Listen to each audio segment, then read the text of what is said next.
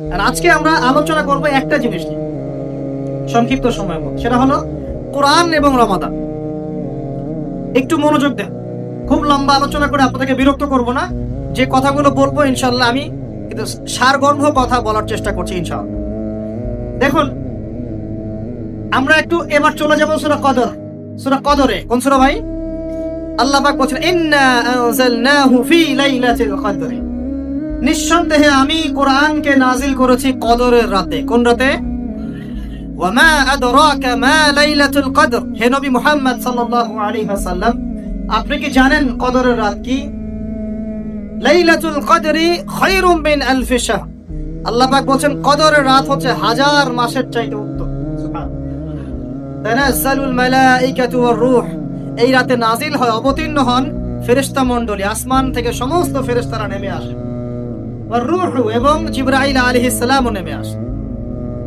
তানাজ্জালুল মালাইকাতু war রূহ ফিহা বিইذনি রাব্বিহিম মিন কুল্লি আমর, এই রাতে আল্লাহ পাক তাকদীরের ফয়সালা করেন প্রত্যেকটা বিষয়ে। সালামুন হিয়া হাত্তা মাতলাইল ফজর, এবং ফজর পর্যন্ত এই রাতে শান্তি বিরাজ করে। শান্তি, শান্তি আর শান্তি। সুবহানাল্লাহ।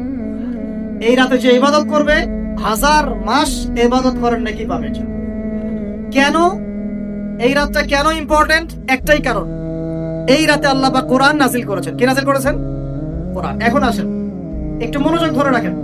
আল্লাহ পাক কোরআন নাজিল করেছেন লাইলাতুল কদরে। আর লাইলাতুল কদর কোন মাসে? শাবানে, রজবে না রমজানে?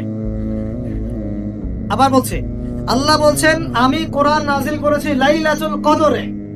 তো লাইলাতুল কদর কি শাবানে, রজবে না রমজানে? তার মানে লাইলাতুল কদর রমজানে। রমজানের কোথায়? রমজানের শেষ দশকে। রমজানের শেষ দশকে 21, 23, 25, 27, 29 এই 5টা বেজর রাতের যে কোনো একটা রাত হবে কি লাইলাতুল কদর। তার মানে আমরা বুঝতে পারলাম কোরআন নাজিল হয়েছে লাইলাতুল কদরে। লাইলাতুল কদর হচ্ছে রমজান মাসে, অর্থাৎ কোরআন নাজিল হয়েছে রমজান মাসে।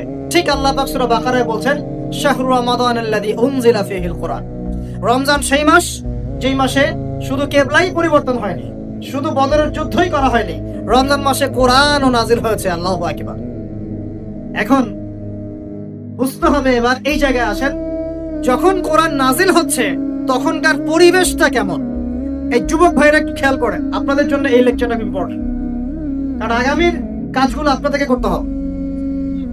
রমজান মাসে কোরআন নাজিল হয়েছে। এখন দেখবো আমরা কোরআন কোন প্রেক্ষাপটে নাজিল হয়েছে, কেন নাজিল হলো, কোরআন নাজিল হওয়ার কি প্রয়োজন ছিল বিশ্বে। কোরআন নাজিল হয়েছে এমন একটা সমাজে, যে সমাজটাকে আমরা বলি আইয়ামে জাহিলিয়া। কি বলি ভাই? কোথায় নাজিল হয়েছে? হেরা গুহায়। তার উপর নাজিল হয়েছে মুহাম্মদ রাসূলুল্লাহ সাল্লাল্লাহু আলাইহি ওয়াসাল্লামের উপরে। কখন, কিভাবে, কোন প্রেক্ষাপটে? প্রেক্ষাপটটা এমন ছিল, ওই সমাজটা ছিল আবু জেহেলের শাসন। কার শাসন? আবু জেহেল মানে কি? আবু জেহেল কি তার নিজের নাম? তার নিজের নাম হলো আবুল হাকাম। নিজের নাম কি? আবুল হাকাম মানে কি? আবুল হাকাম মানে জ্ঞানের পিতা। বাংলা, সোজা বাংলা ভাষায় বললে আবুল হাকাম মানে বুদ্ধিজীবী। আবুল হাকাম মানে কি? আমাদের সমাজে বুদ্ধিজীবীর অভাব আছে। টকশো মাথায় ফেলছে, একদম টকশোর পর টকশো, টকশোর পর টকশো, খালি বক বক বক বক বক বক, কাজের কাজ কিছুই নাই। কথা যতটুকু, কাজ তার এত কথা। সুবহানাল্লাহ। মানে পৃথিবীর সব জ্ঞানী মানুষ এখানেই আছে। ভাবখানে এমন পৃথিবীর যত জ্ঞানী মানুষ আল্লাহ পাক এখানেই নাজিল করছে। আবুল হাকাম, তার নাম আবুল হাকাম, জ্ঞানের পিতা। কার নাম? আবুল হাকাম। তাহলে এখন বলেন, আবু জেহেলের নাম আবুল হাকাম, তো এখন আমরা ওকে আবু জেহেল বলে ডাকি কেন? বলেন দেখি, ও কোন জ্ঞান অর্জন করে নাই, কোন জ্ঞান চেনে নাই? যখন কোরআন নাজিল হচ্ছে এবং রাসূল সুন্নাহ দিয়ে দাওয়াতি কাজ করছেন, ইসলামের প্রচার করছেন, ও ইসলামের এই আলো চিনতে পারে নাই বলেই তার নাম আবু জেহেল। সে অনেক বস্তুবাদী জ্ঞানী ছিল ঠিকই, সমরবিদ্যা জানতো, অর্থনীতি জানতো, সে কূটনীতি জানতো, সে রাষ্ট্র পরিচালনার জ্ঞান জানতো, সে দারুন নাদওয়া পরিচালনা করত, সে ব্যবসা করতে পারতো, সে কি জানতো না? কেন তাকে আবু জাহেল বলছি? কারণ সে কোরআন সুন্নাহর জাজল্যমান সত্যটাকে ডিনাই করেছে। এই কারণ এরকম লোক আমাদের সমাজে আছে কিনা? শুধু আমাদের সমাজে না, এরকম লোক দিয়ে এখনকার বিশ্বটাই ভর্তি। এখনকার বিশ্বে আবু জেহেল দিয়ে ভর্তি সব। অর্থনীতি, জিওপলিটিক্স, ভূরাজনৈতিক প্রেক্ষাপট, philosophy, science, arts, commerce, medical science, engineering, এমন কোনো জ্ঞান নাই যে তার জানা নাই। কিন্তু কোরআন এবং সুন্নাহর জ্ঞানে মিসকিন, সত্য চিন্তা মিসকিন। ওযু করতে পারে না, গোসল করতে পারে না, নামাজের ফরজ ওয়াজিব জানে না, সুন্নত মুস্তাহাব বোঝে না, কোরআন তেলাওয়াতও করতে পারে না। একটা আয়াত তেলাওয়াত করতে দাঁত ভেঙে যাচ্ছে একেবারে। একটা আয়াত তেলাওয়াত করতে ওলামায়ে কেরামের সামনে বসলে একটা আয়াত তেলাওয়াত করতে 10টা ভুল বের করা যাবে। দিনের বেসিক জ্ঞান অর্জন করতে পারে না। আবু জেহেল কাকে বলে? এই ধরনের মানুষকে আবু জেহেল বলে। আবু জেহেল কাকে বলে? কন্টেন্ট বানা দিয়ে দিও অনলাইনে। আবু জেহেল কাকে বলে? আবু জেহেলের সংজ্ঞা কি? আবু জেহেলের যুগে কি ছিল ভাই? আবু জেহেলের যুগে অনেকদিন বলেছি মেজর 5টা সমস্যা ছিল। কয়টা? মেজর 5টা। মাইনর সমস্যা অনেক, মেজর 5টা। এক, আবু জেহেলের যুগের বেশিরভাগ মানুষ শিরক করতো। কি করতো ভাই? লাত, উজ্জা, হবল, মানাত এইসব মূর্তি পূজা করতো। এখন হয়তো মুসলিম সমাজে এটা নাই ঠিকই, কিন্তু মুসলিমরা এখন কবর মাজার পূজায় শুরু করেছে। করে নাই? মুসলিমরাও এখন নেক্সট শুরুতে ধোঁকা খাচ্ছে। শিরক তো আমাদের সমাজে চলছে। শিরক কি ও কেন আমি লেকচার দিয়েছি, দেখবেন মুসলিম সমাজে কত শিরক চলছে। রাস্তাঘাটে উঠতে বসতে পেপার পত্রিকা খুললেই শিরক।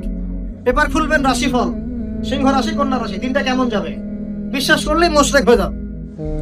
রাস্তার পাশে টিয়া পাখি দিয়ে ভাগ্য পরীক্ষা করছে, হাতটা দেখে দেন তো ভাই কি আছে, বললেই শিরক হয়ে যাও। আংটি বিক্রি করছে, আংটি পরলে রোগ ভালো হয়, হাতে দিল রোগ ভালো হবে এই উদ্দেশ্যে মুশরিক। হাতে দিয়েছে রোগ ভালো হবে, আমার ডায়াবেটিস ভালো হয়ে যাবে, বিসমিল্লাহ, ব্যাস মুশরিক। নাউজুবিল্লাহ। এই আকীদা নিয়ে পড়লেই মুশরিক। মুসলিম সমাজে অহরহ শিরক আছে। বাসায় মা বোন যারা আছে অনেকেই দেখা যায় চুল আশ্রয় চিরুনি পরে গেলে বলে আজকে মেহমান আসবে। কি আসবে আজকে? মেহমান আসবে আজকে, বললেই শিরক।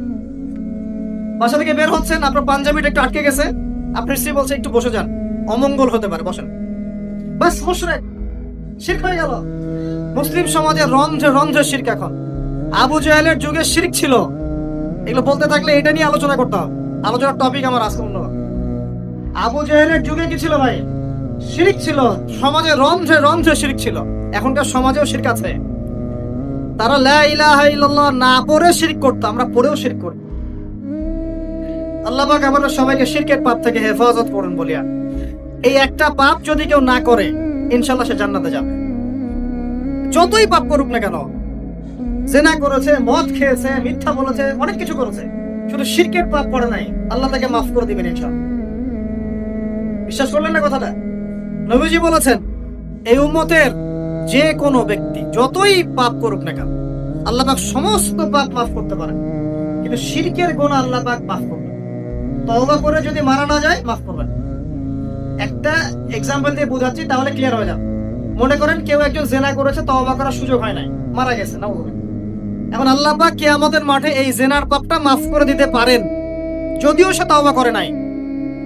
যদিও সে তওবা করে নাই, আল্লাহ পাক এই পাপটাও মাফ করতে পারেন।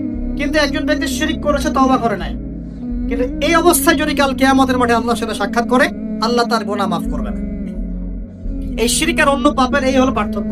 আর সবচেয়ে কোন বিষয়টা থেকে আমাদের বেঁচে থাকা উচিত ভাই? শিরক কি ও কেন, একটা বই পাওয়া যায়, কিনে নেবেন। কিতাবুত তাওহীদ একটা বই আছে, পড়ে নেবেন। কুরআন সুন্নাহর আলোকে বিশুদ্ধ আকীদা, এরকম অনেক বই পাওয়া যায়। আর আকীদা সংক্রান্ত একটা অনবদ্য বই হলো আল আকীদা আত-তাহাউইয়া। এই 4টা 5টা বই পড়লে আপনার শিরকের কনসেপ্ট ক্লিয়ার হয়ে যাবে ইনশাআল্লাহ। আল্লাহ পাক আমাদেরকে পড়াশোনা করার তৌফিক দান।